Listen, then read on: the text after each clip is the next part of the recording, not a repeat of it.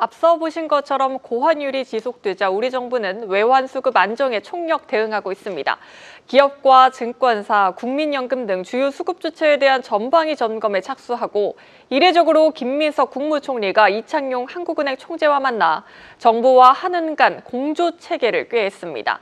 총력전을 벌이고 있는 우리 정부, 실제로 환율 방어가 가능할지 경제부 유주환 기자와 알아보도록 하겠습니다. 유 기자, 오늘 김 총리와 이 총재 회동부터 짚어보도록 하죠. 굉장히 이례적인 회동 같은데 이번 만남 어떻게 해석할 수 있겠습니까? 네, 김민석 국무총리 그리고 이창용 한은 총재가 오늘 아침 정부 서울청사에서 1시간가량 만나서 경제 금융 현안에 대해 이야기를 나눴습니다. 당초 예정되어 있지 않았던 일정이 바로 어제 퇴근 시간을 조금 앞두고 기자단에 공지가 됐는데요. 김민석 총리의 제안으로 이뤄진 것으로 알려졌습니다. 김 총리가 환율, 물가 안정 등 시장 안정을 위해 한은과 정부와의 공조가 중요하니 앞으로도 당면한 현안들에 대해 긴밀히 소통하고 협조해 나가자라고 당부를 했고요.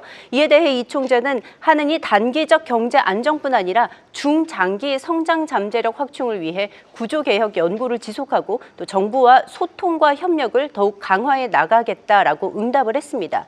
이렇게 외부에 공개된 메시지만 보면 원론적 수준이지만요. 만남 자체가 매우 이례적입니다.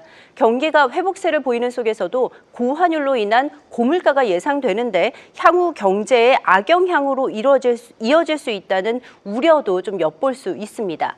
자, 지난 11월 소비자 물가가 물가 안정 목표치인 2.0%를 웃도는 2.4%를 기록했고요.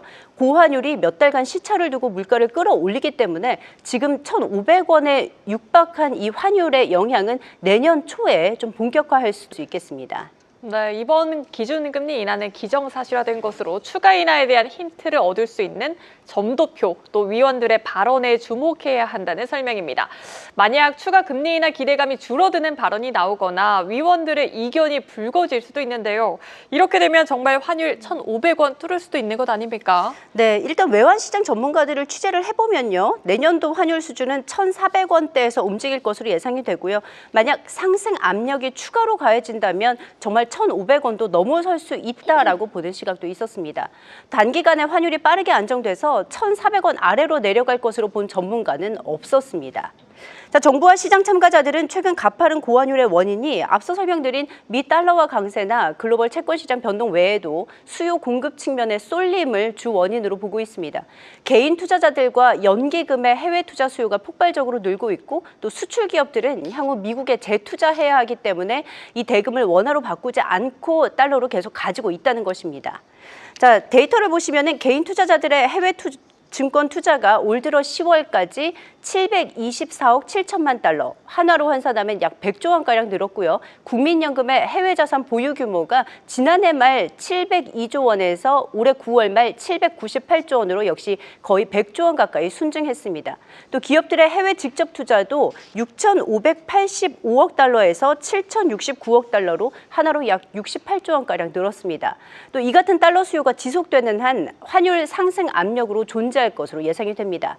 각 금융사들의 내년도 환율 전망도 살펴보겠습니다. NH선물과 신한은행이 내년도 환율 고점을 각각 1,540원, 1,510원으로 다소 높게 이제 제시를 하고 있고요. 이보다 낮게 보는 시각도 있습니다. 일본의 미쓰비시와 미즈호은행은 원달러 환율이 내년 말경에는 1,400원까지 하락할 것으로 예상하기도 했습니다. 네, 여기까지 듣겠습니다. 경제부 유주환 기자였습니다.